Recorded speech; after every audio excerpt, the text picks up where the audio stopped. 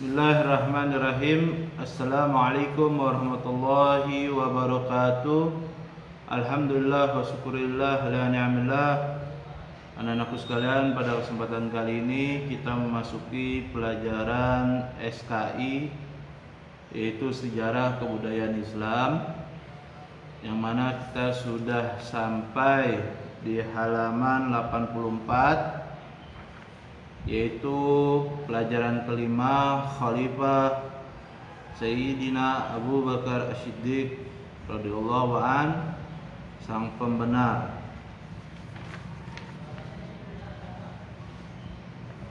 Anak-anakku sekalian, pada kesempatan kali ini kita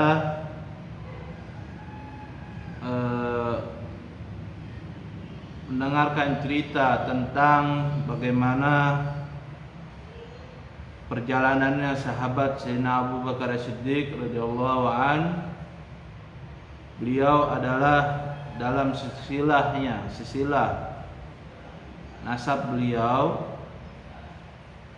yaitu Abu Bakar bin Abi Quhafa bin Amir bin Amr bin Sa'ad bin Tamim bin Murrah bin Ka'ab, yang mana masih dikategorikan familinya Rasulullah Shallallahu Alaihi Wasallam, yaitu Sayyidina Muhammad bin Abdullah bin Abdul Muttalib bin Hashim bin Abdul Manaf bin Qusay bin Kilab bin Murrah. Ketemunya di Murrah bin Ka'ab. Mari kita belajar. Yang pertama adalah riwayat dan silsilah Sayyidina Abu Bakar As-Siddiq radhiyallahu anhu. Sebelum memeluk agama Islam, Sayyidina Abu Bakar As-Siddiq bernama Abdul Ka'bah. Setelah memeluk Islam, namanya diganti oleh Rasulullah Shallallahu Alaihi Wasallam menjadi Abdullah bin Abu Quhafa At-Tamimi. Abu Bakar As-Siddiq berasal dari suku Quraisy, dari Bani Tamim. Ayahnya bernama Quhafa bin Amir dan ibunya bernama Ummul Khair Salmah binti Syakhar. Beliau lahir 2 tahun setelah kelahiran Rasulullah Sallallahu Alaihi Wasallam. Garis keturunan Sayyidina Abu Bakar dengan Rasulullah bertemu pada Murrah bin Ka'ab. Anaknya Murrah yang bernama Tamim menyambungkan keturunan sampai Sayyidina Abu Bakar, dan anak Murrah yang bernama Kilab menyambungkan keturunannya sampai Rasulullah Shallallahu Alaihi Wasallam. Abdullah bin Abu Quhafa kemudian dijuluki Abu Bakar oleh Rasulullah. Ya, jadi Sayyidina Abu Bakar pertama asal mulanya namanya Abdullah bin Abu Quhafa, sehingga diganti Abu Bakar oleh Rasulullah Shallallahu Alaihi Wasallam.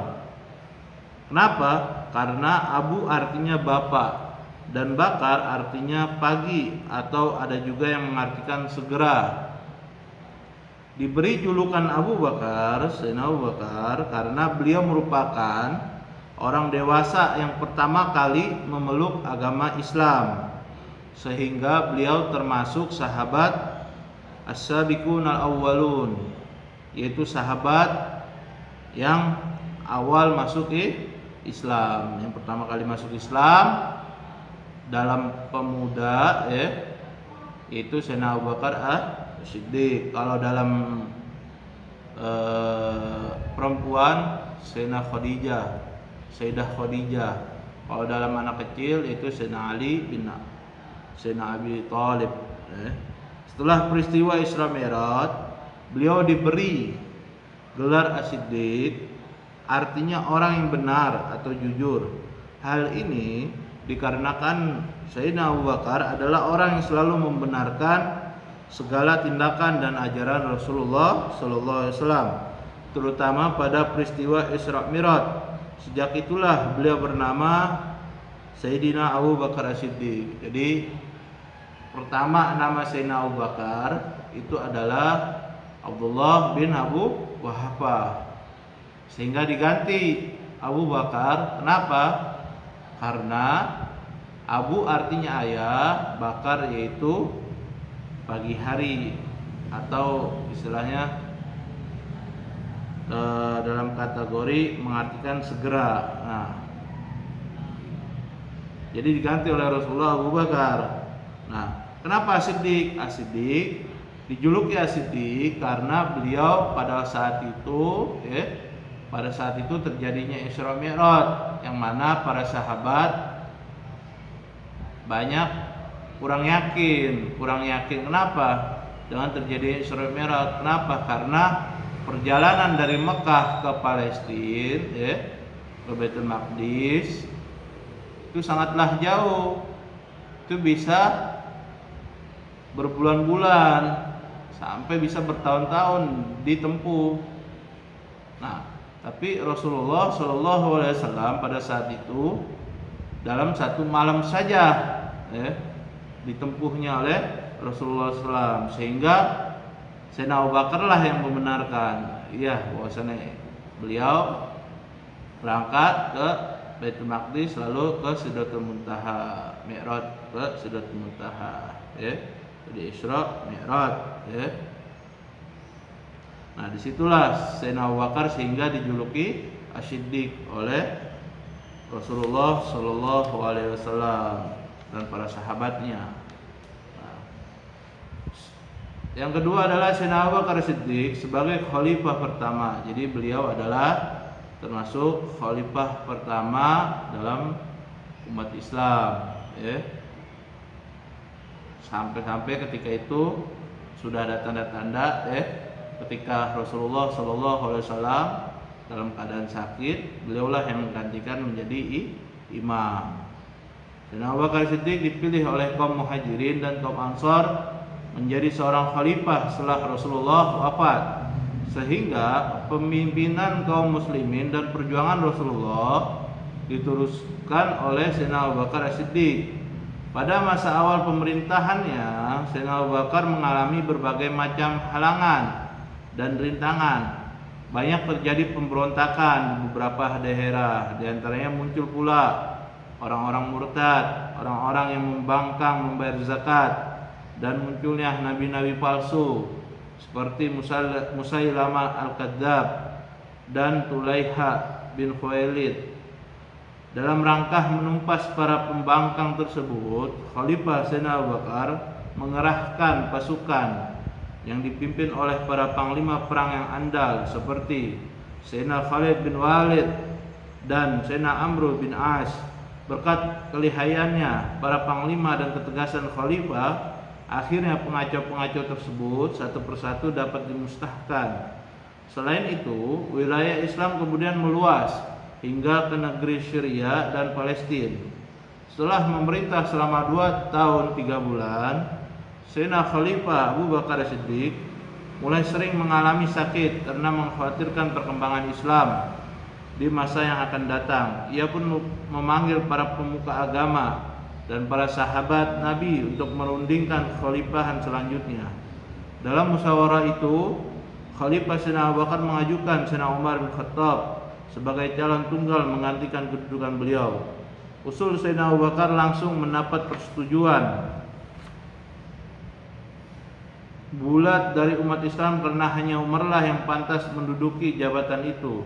Dengan demikian Sayyidina Umar bin Khattab menggantikan Sayyidina Abu Bakar sebagai khalifah. Sayyidina Abu Bakar wafat pada tanggal 21 Jumadil Akhir tahun 13 Hijriah, bertepatan dengan tanggal 12 Agustus 632 Masehi, pada usia 63 tahun. Beliau dimakamkan di Masjid Nabawi di samping makam Rasulullah SAW. Kemajuan yang dicapai selama kepemimpinan Khalifah Sayyidina Abu Bakar Siddiq antara lain sebagai berikut. Yang pertama yaitu tetap tegaknya agama Islam. Yang kedua, memperluas wilayah Islam. Yang ketiga, berhasil menumpas beberapa pemberontakan. Yang keempat, menumpas nabi palsu. Yang kelima, mengadakan pembukuan Al-Quran bersama Zaid bin Sabit dalam bentuk mushaf.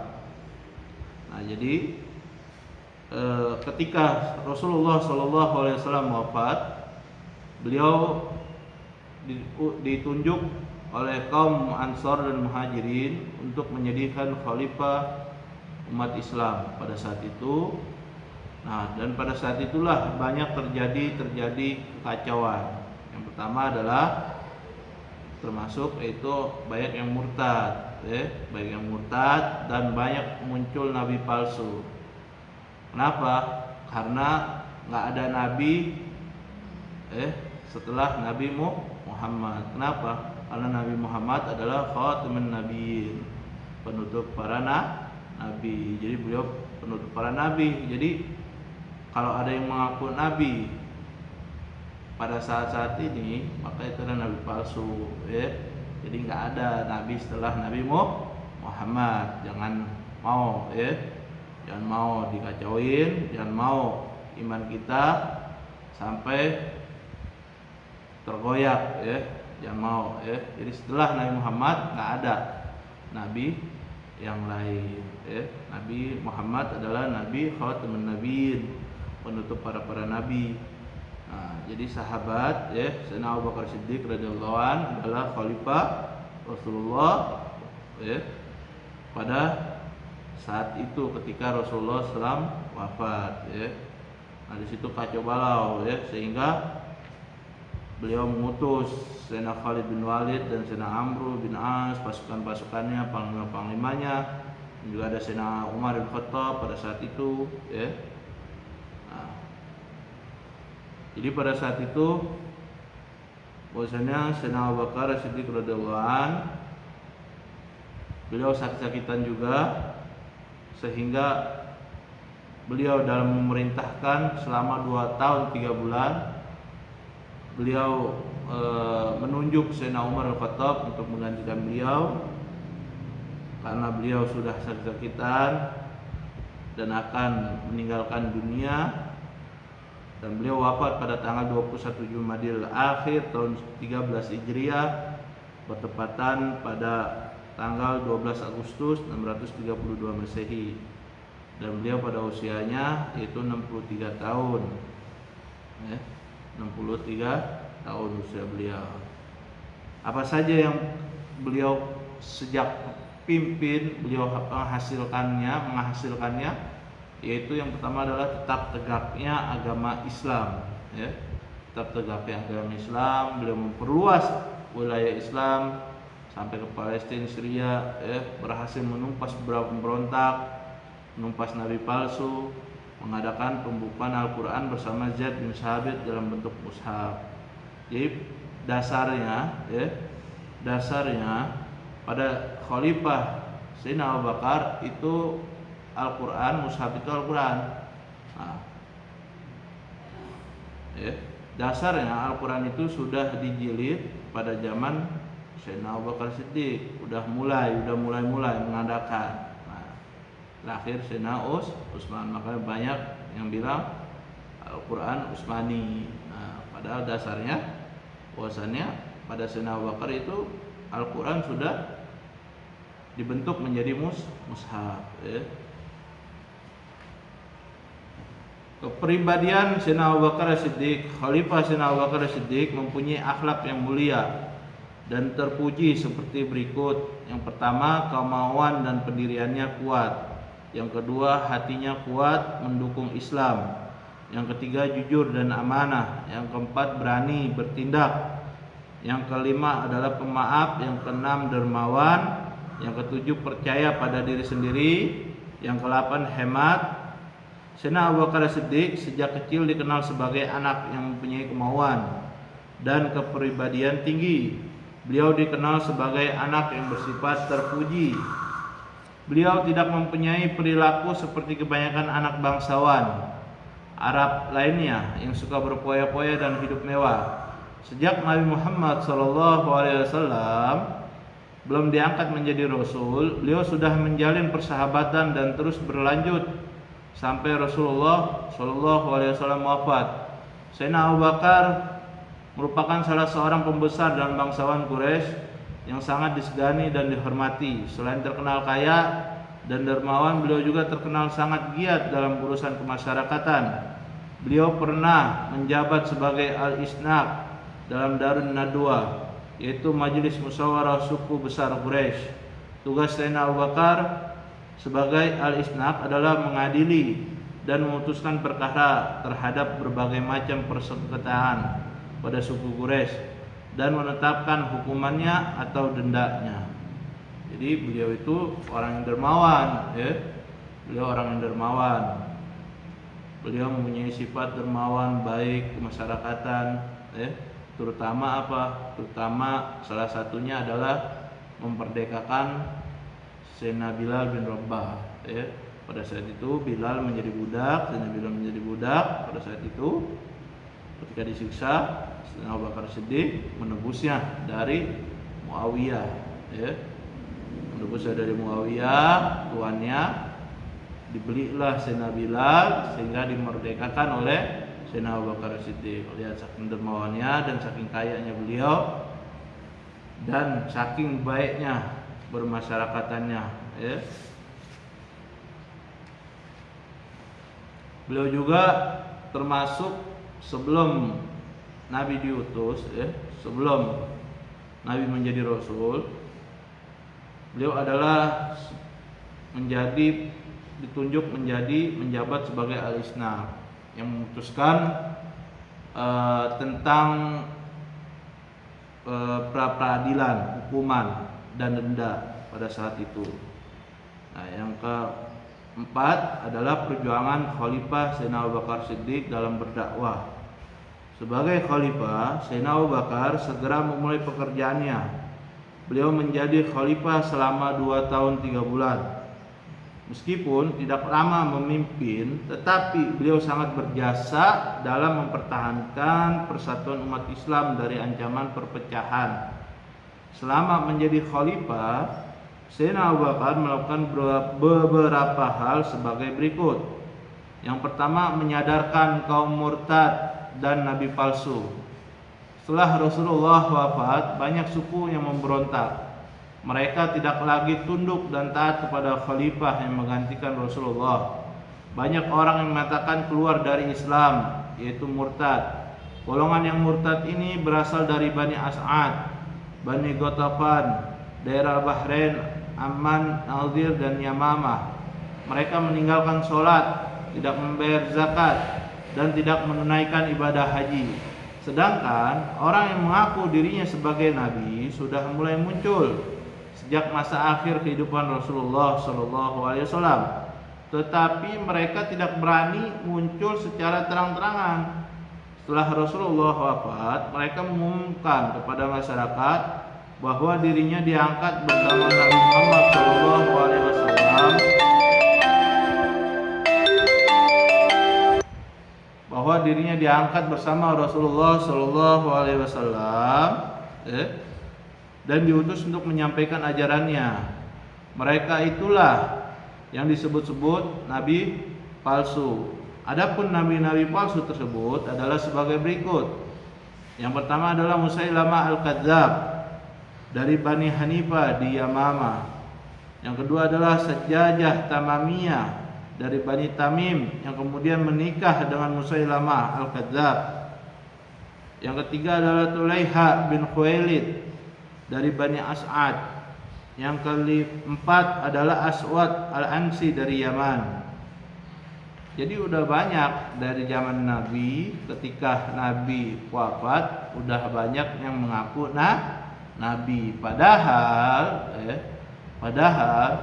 setelah Nabi Muhammad itu nggak ada Nabi lagi. Nabi itu khatamun nabiyyin. Nabi itu adalah penutup para Nabi. Jadi nggak ada. Kalau ada orang mengaku Nabi, itu adalah Nabi palsu. Jangan dipercaya. Jangan dipercaya. Untuk menyadarkan kaum murtad dan para nabi palsu, Khalifah Sayyidina Abu Bakar menyusun 11 pasukan yang dipimpin oleh seorang panglima perang. Mereka adalah sebagai berikut. Sayyidina Khalid bin Walid menghadapi nabi palsu Tulaiha bin Khuwailid dan pemberontak Malik bin Nuwairah. Yang kedua adalah Sayyidina Ikrimah bin Abu Jahal menghadapi Musailamah al-Kadzdzab di Yamamah. Yang ketiga adalah Surahbil sebagai panglima pasukan cadangan. Yang keempat adalah Muhajir bin Umayyah menghadapi nabi palsu Aswad al-Insan di Yaman. Yang kelima adalah Huzaifah bin Muhsin al-Ghalfani dikirim ke Dada dan Oman.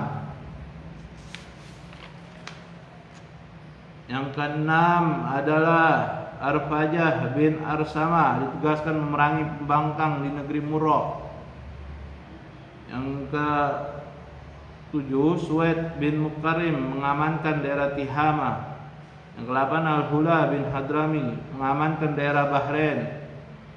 Yang ke-9 Amru bin As diutus menghadapi suku Khuza'ah bin Wadi'ah. Yang ke-10 Khalid bin Sa'id menghadapi pemberontak Irak dan Suriah. Yang ke-11 Suraipah bin Hajiz menghadapi kaum murtad dari suku Hawazin dan Saqif di Taif. Jadi semua itu adalah pasukan-pasukan perang, panglima perang yang pemberani yang disusun oleh Sayyidina Abu Bakar As-Siddiq radhiyallahu anhu. Sayyidina Abu Bakar berpesan kepada setiap panglima pasukan agar mengajak kaum murtad untuk kembali kepada agama Islam dan patuh kepada khalifah. Apabila mereka menerima ajakan ini, maka mereka tidak akan diperangi. Tetapi apabila membangkang, mereka akan berhadapan dengan pasukan Islam sampai mereka kembali kepada ajaran agama Allah Subhanahu wa taala dan tunduk kepada khalifah. Nah, jadi beliau itu pertama suruh kembali ya. Jadi yang nabi-nabi palsu itu, yang murtad-murtad itu disuruh kembali ya. Kembali dulu ke Islam, kalau nggak mau ya perangin ya. Kalau nggak mau diperangin ya, kalau mau tunjuk. Yang kedua menyadarkan orang yang tidak membayar zakat. Jadi apa aja beliau, yaitu yang kedua adalah menyadarkan orang yang tidak membayar zakat ya. Cukup sekian. Sampai di sini pelajaran kita. Kurang lebihnya mohon maaf apabila ada kesalahan kata ya. Apabila ada kesalahan kata atau ucapan, mohon maaf yang sebesar-besarnya. Wassalamualaikum warahmatullahi wabarakatuh.